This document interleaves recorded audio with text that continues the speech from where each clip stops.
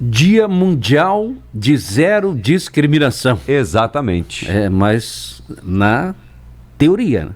E na prática? Na prática não é bem assim, a gente sabe. E para falar desse assunto, nós recebemos Lucier de Freitas, teólogo, pastor graduando de psicologia, pós-graduado em hermenêutica, professor de história e ensino religioso, graduando em licenciatura em ciências da religião e também diretor da Escola Teológica da cidade de Camboriú, a ETECAM. Prazer recebê-lo aqui para falar de um assunto tão complexo em alguém que é tão apaixonado também por filosofia e que também pode ser identificado como filósofo.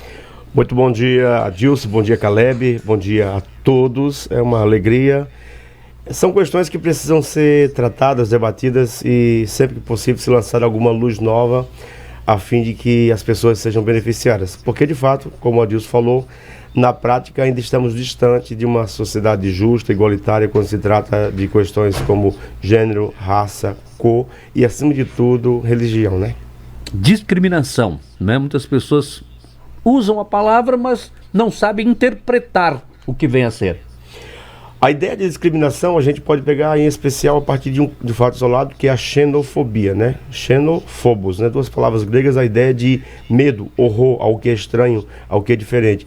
Isso é praticado em larga escala, em especial dentro do contexto europeu hoje. Um grupo que é alvo desse tipo de prática em especial é a comunidade islâmica, por conta dos grupos radicais, né, e armados que existem dentro dessa ala, se bem que no interior da própria religião islâmica existe uma proposta, uma ideia de paz. Quando se conhece um pouco a fundo a cultura e a tradição islâmica, sabe que as pessoas que compõem de fato a ala sadia, saudável dessa realidade, jamais apoiariam a prática, a morte, o extermínio de crianças ou coisas de outro gênero. Então, na comunidade europeia, em especial hoje no leste europeu, inclusive a gente está um debate aí sobre a guerra entre Ucrânia e Rússia, a gente vai perceber que isso remonta à Chechênia, né?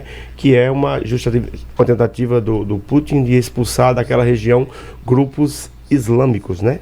Também tem essa questão também. É uma questão também religiosa. Até porque o Putin é muito ligado à extrema-direita e é muito ligado a essa questão do cristianismo mais antigo, né, ortodoxo, né? Nós temos a Igreja Católica Ortodoxa e a Igreja Católica Ocidental. A ortodoxa, ela está muito mais ligada a uma tradição que remonta a pensadores que formaram ela de uma perspectiva diferente dessa que formatou o Ocidente. Então ele é uma pessoa profundamente de alma religiosa, né, o Putin, né? Então tem uma questão religiosa também aí subjacente. Não só uma questão econômica. Não. Existe uma questão aí, há um anseio, uma tentativa, não é só questão geopolítica, né? Existe o anseio dele de resgatar aquilo que é chamado de povo russo, né? Porque de fato a Ucrânia, ela de fato historicamente é parte também, eles partilham da mesma convicção de fé, tradição religiosa, cultura, eles são irmãos, né? Irmãos, historicamente são irmãos. E o Putin, ele não aceita essa ideia. Na verdade, ele está questionando uma questão ligada também à OTAN, uma promessa, entre aspas, em palavras, mas nada escrito, de que a OTAN não avançaria rumo ao leste europeu. E ele não admite a ideia de que a Ucrânia, sendo uma região estratégica, venha a se caracterizar como uma cultura já ocidental, aberta a países capitalistas. Ele não admite isso, né? Até porque ele mesmo, ex-membro da KGB, né, membro da inteligência russa, ele tem em si o que eu acho complicado de entender, porque ele tem uma alma religiosa, mas ao mesmo tempo tem elementos assim que são muito de esquerda, né? É bem difícil de entender, ele é uma figura enigmática. Não deixa de ser uma discriminação essas atitudes dele em relação ao que você relaciona, que a gente imagina que é o poder, que é a conquista, que é economicamente, mas não, a gente vê o outro lado religioso. A discriminação tem a ver com a prática da xenofobia, é quando eu olho o outro como inferior a mim. Então isso a nível cultural e global, chamamos isso de etnocentrismo. É quando eu tenho a ideia, a ilusão de que o meu universo cultural é superior aos demais. A xenofobia não existe apenas no leste europeu. No Brasil, nós temos isso, por exemplo, eu como nordestino sofri bastante, né? Aqui um pouco no sul do Brasil. Sim. Hoje já se habituaram com o tamanho da minha cabeça, né? Com a minha pessoa, já se criou uma relação de amizade. Com sotaque. Com sotaque. Com costumes. Com costumes. A gastronomia. Sim, por exemplo, um traço característico do nordestino é a fala direta, que soa ríspida para a cultura local. No Nordeste, se você vai no mercado, parece que está todo mundo brigando, mas as pessoas falam alto, porque é uma construção cultural e isso tem explicações históricas bem claras. Então, a discriminação, xenofobia, o etnocentrismo, e existe também a discriminação desvelada. Por exemplo, nós fazemos piadas engraçadas sobre a sexualidade do outro, nós fazemos sobre a aparência do outro. Ontem mesmo eu estava vindo para um trabalho aqui em Balneário, e um rapaz vendendo salame, ele disse: bom dia, Faustão. Cara, tu parece muito com o Faustão, né? Mas ele não estava brincando comigo, ele estava sendo de propósito... Irônico. Irônico. Outro dia eu fui... É uma forma de discriminação? Sim. Eu estava e fui ministrar um seminário. Quando terminou o seminário, foi muito maravilhoso, mas uma das pessoas que estavam lá disse: cara, tu parece muito com o seu Barriga. E a intenção era ofender. Ofensivo. Era ofensiva. E quando não ofensivo? Quando não é Porque eu e o Adilson, eu tiro sarro dele, tira sarro de mim, e a gente fica daquela de boa, assim, vou saindo daqui, vou tomar café. Antigamente, né, professor, antigamente, a gente sabe que existia esses termos pejorativos até na escola, né? Nós pegávamos o fulano lá, né? Lá o Olívia Palito, né? Sei lá, né? O Saci, Pererê. Não, naquela época... O seco. O seco, né? Eu era bem orelhudinho, me chamava de orelhudinho, eu não dava bola, não sei, nunca me ofendeu isso. Eu até casei. Os tempos passaram, muitos anos se passaram, e hoje, se você falar, você sabe que vai se complicar. Exato. Aqueles que criam leis fabricam transgressores. Existe todo um discurso de 30 anos para cá, uma tentativa de judicializar, de politizar esse tipo de falas, que não incomodava, não doía, não ofendia. Mas quando você constrói uma consciência de que isso agora é mal, isso é uma construção de esquerda, em muitos aspectos, né? Todos merecem respeito, mas existe um exagero, um equívoco, um extremismo. Por exemplo, o que as pessoas chamam hoje de bullying, na minha infância era brincadeira, né?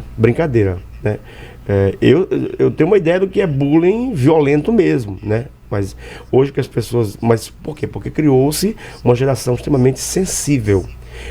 Trata-se de uma construção que tem um arcabouço psicológico, né? Por exemplo, existe um pacto silencioso entre vocês de que vocês não se ofendem quando um brinca com o outro, mas isso hoje na sociedade não existe. A sociedade, ela quer achar meios de qualquer modo judicializar, criminalizar, tornar passível de qualificar como um discurso de ódio violento aquilo que em gerações anteriores era muito mais saudável, se tolerava, era aceito com uma certa brandura. Hoje existe uma reação violenta.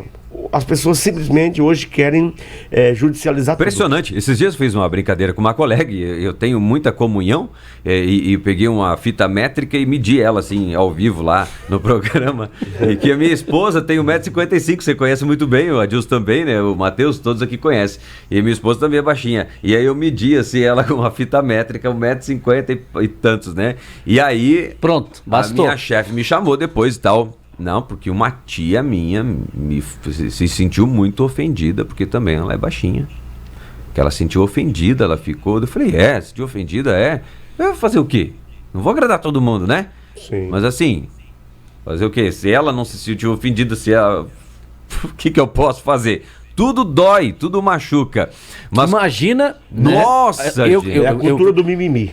Meu Deus do céu. Eu vim do Rio Grande do Sul e aqui o pessoal de Santa Catarina chama todos os gaúchos de viado. Né? Ao contrário, mesma coisa. Chega lá nos Catarina e aí, esses Catarina barriga verde, não sei o que, né? E eu quando vim de Cuiabá com sotaque cuiabano, pensa... Né? Eles riam de mim e eu brincava com eles. Agora, sobre essa questão da construção da discriminação, ela se dá por uma situação já do ser humano, que vem do ser humano, o ato de discriminar, ou por uma construção cultural familiar? Como que é, Luciano? Historicamente, existe a construção no âmbito familiar, porque cada família, por exemplo, vamos falar de uma comunidade germânica, né? Em que todo mundo é descendente de alemão. Sim. Mesmo assim, no interior de cada uma dessas famílias, existe uma lógica interna que faz sentido para eles, mas que pode ofender o vizinho da frente. Então, essa dificuldade, as pessoas precisam ser mais maleáveis e entender que nem sempre... quando as pessoas brincam ou fazem algum tipo de comentário, está pensando em alguém muito específico. Mas isso tem a ver com um discurso, uma construção cultural momentânea de 20, 30 anos, em que projeta-se o indivíduo, ele tornou-se... Nós temos uma cultura muito antropocêntrica. Então, tudo que é dito me dói, me machuca. Agora, a discriminação, ela é uma construção histórica, cultural, e, inclusive, você vai ver que a história e cada fato histórico constrói expressões. Por exemplo, judiar. Judiar é uma construção histórica que se dá no contexto do Holocausto. Denegrir também, né? Segunda Guerra Mundial. Judiar significa literalmente massacrar, torturar, matar judeus. Mas é uma construção de 1945. Mas outras práticas, elas são construções históricas também. Por exemplo, de onde vem essa prática de chamar o gaúcho de viado? É porque os senhores de fazendas mandavam seus filhos para estudar na França. Quando os filhos voltavam educados, polidos, né? E eles associavam aquele comportamento, aquele jeito de vestir-se, de comer à mesa com educação, com fineza, com traços de homossexualidade. Isso é uma construção histórica, né? E isso ficou, porque foi sendo reproduzida socialmente. Então você percebe que algumas coisas começam às vezes no ambiente da universidade, mas deságua na cultura popular. Outras vezes começam na cultura da favela e vai parar nos lugares mais sofisticados. Então são correntes, né, que levam. Mas, de fato, a discriminação no sentido negativo, pejorativo, adoecedor, que precisa ser tratado, é uma construção histórica. Geralmente não é uma construção de famílias, ou a não ser que você tenha uma família muito influente que pratica aquilo que é chamado de oligarquia, né, que domina uma cultura. Por exemplo, eu venho de uma região em que se pratica o coronelialismo político, e de fato ali as pessoas ditam a visão de mundo delas, né? Por força do poder econômico, por força do vetar o acesso ou não a lugares. Então isso acaba construindo também um ambiente de discriminação. Como a gente não ofender, né? Manter esse respeito, eu acho que não tem mais volta, né? A função hoje nossa é respeitar e brincar somente com quem a gente sabe que pode brincar, porque não tem mais uma maneira de mudar o caminho que foi levado. Tipo assim, né? Não pode falar mais nada, né? É que hoje tudo tomou uma proporção global por conta da velocidade da internet. Então aquilo que acontece num lugar isolado acaba tendo repercussão midiática em escala global. Então vira meme ou vira... acontece uma coisa simples entre pessoas, e isso acaba gerando uma reação política de grupos lá do outro lado do país, com a tentativa de... E um julgamento. De cancelar mesmo. A cultura do cancelamento. Cultura do cancelamento. Cultura do cancelamento. Na verdade, tem um sociólogo muito importante chamado Zygmunt Bauman. Ele escreveu uma série de livros, e ele é do leste europeu também, né? Tchecoslovaco, parece. Mas ele é professor e vive em Londres. Faleceu, tem 2 anos. Ele escreveu uma série de livros e ele construiu um conceito chamado de sociedade líquida. E essa questão de sociedade líquida pode ser pensada em vários aspectos, mas quando se trata no âmbito das relações humanas, ele diz que as relações humanas hoje são caracterizadas por extrema fragilidade. Nós estabelecemos amizades e as destruímos a partir do clique, do teclado. Por quê? Porque antigamente, se eu ofendesse o Caleb, dava trabalho, eu teria que ir lá me desculpar, eu tinha que vencer uma barreira do meu ego, né? Hoje não, hoje simplesmente eu cancelo você, eu bloqueio você. É verdade. Se torna mais fácil. Bem mais prático. Só que, em compensação, enquanto que a outra prática dava a você a possibilidade de maturidade, essa não. Essa te dá o poder e o privilégio de permanecer imaturo, sem se sentir culpado, né? Simplesmente cancela. Simplesmente cancela ou bloqueia, né? E isso é estranho. Agora, aí fica o sentimento de raiva. Fica o sentimento de raiva. Agora, o que isso gera? Por exemplo, nós temos práticas de crimes em escolas. Isso está ligado à discriminação, está ligado ao bullying, a essa violência psicológica e verbal, que se torna também uma expressão dessa discriminação para com o outro, para com o que é diferente. Vale lembrar que algumas pessoas nascem dotadas de uma sensibilidade assustadora, elas já nascem em ambientes e lares disfuncionais, elas já nascem com problemas. Então, literalmente, nós temos aí um assassino em potencial. E cabe à escola ter um olhar clínico e perceber que esse indivíduo, por exemplo, eu dei aula em escolas e eu percebi rapidamente por conta do treinamento da vida pastoral, na vida em comunidade acadêmica. Então eu percebi rapidamente, de repente eu me aproximava daquelas pessoas e acabei arrancando algumas confissões, planos para ali. O menino via armado, ele tinha intenção naquele dia fuzilar alguns ali na sala, eu consegui tirar a arma, tudo, mas por causa de um olhar clínico. Então tem que esse olhar atento. O problema é que a gente também vive uma sociedade do cansaço, todo mundo está muito cansado, verdade. Ninguém tem mais tempo para olhar o outro que se vire. Só que nessa questão do outro que se vire, isso é uma negação de uma conduta histórica em que os mais velhos observam os mais novos, os fracos protegem os mais novos, os mais frágeis. Só que quando isso se desconstrói, nós temos uma cultura de violência literalmente capitalizada em todo lugar, no trânsito, na educação, na política. Você não pode mais discordar de ninguém, porque do contrário você é encaixado dentro de alguma categoria passiva de judicialização. Professor, tivemos a pandemia, quantas mortes tivemos aí, e tivemos em algum momento dessa pandemia uma sensibilização de algumas pessoas. Momentânea. Dizendo que a partir desta pandemia o ser humano mudaria. Seria mais colaborativo, mais amigo. Lembra dos louvores, Adilson, nas sacadas? Várias falácias, exato, na realidade, que não aconteceu em nada, porque o íntimo, né, aquilo permanece, cada um tem aquilo lá dentro, de como o senhor estudou muito, sabe, de anos e anos e anos, e que continua. Acredito, até piorou. Acho que foi a exteriorização do medo da morte. Sim, o medo produz bons atores, né? Teatralizações de fé fingida, né? As pessoas cantam coisas nas quais não acreditam, levantam bandeiras que elas não compreendem o que se dá realmente no interior, quais são as implicações de defender aquilo a longo prazo. Então eu tenho muito receio dessas reações momentâneas, né? Elas são muito superficiais e rasteiras para lidar com questões que são históricas e que demandam muito tempo. Você mudar uma cultura, uma prática cultural negativa ligada, por exemplo, à violência, você precisa de 30, 40 anos. Então não é uma coisa de final de semana.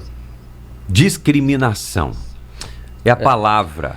Piorou, né? Tema. Na real, depois dessa pandemia ficou ainda mais grave, né? Religiosidade, quando fala assim, discriminação, professor, para a gente encerrar. A discriminação religiosa, ela é um fenômeno em escala global. Hoje nós experimentamos muito isso, né? Por exemplo, o cristianismo e o judaísmo. O cristianismo é uma continuação do judaísmo, por quê? Porque o Messias do Novo Testamento, ele é profetizado na cultura, na revelação do Antigo Testamento dos judeus.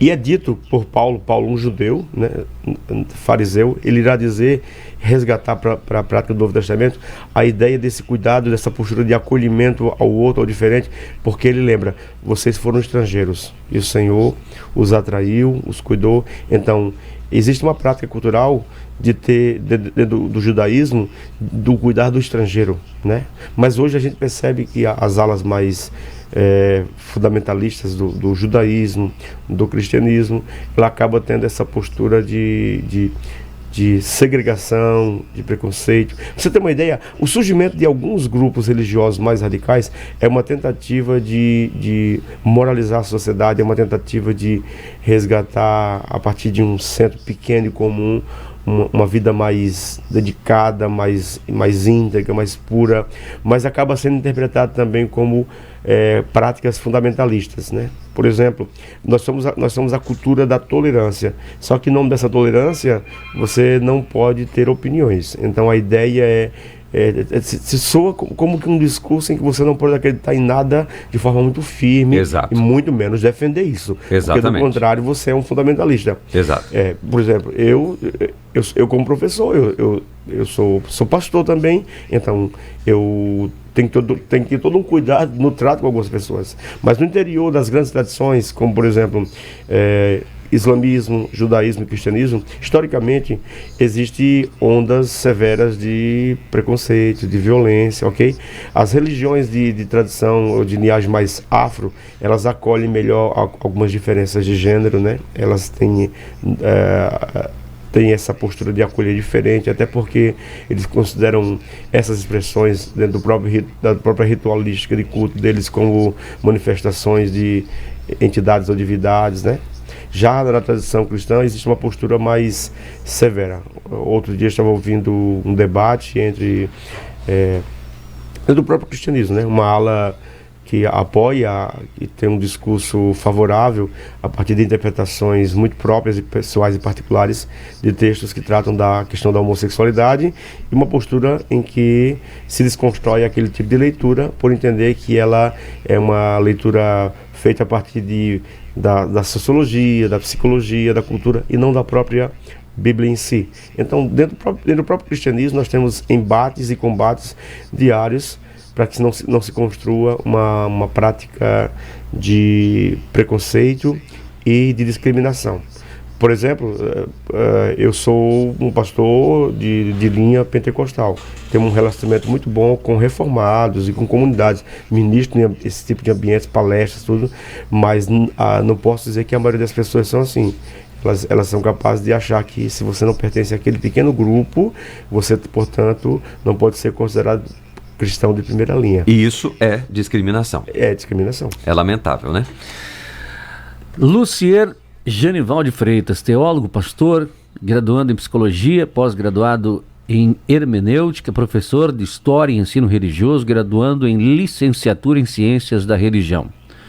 Papo interessante, né, para as pessoas refletirem um pouco também. Obrigado por sua presença aqui. Eu que agradeço, o Caleb, Adilson, o Matheus, que nos formulou o convite. É muito bom estar aqui e a gente se sente grato porque a gente fica sempre meio que como um pote se enchendo, né? É bom a gente poder repartir isso, porque de fato isso de repente lança alguma luz. E eu termino com uma frase do Plutarco, né? Não é aconselhável amaldiçoar as trevas, né? Essa questão do problema da discriminação, mas acender um fósforo, uma luz, para que a gente possa ver as coisas de ângulos novos. Muito obrigado. Eu que agradeço.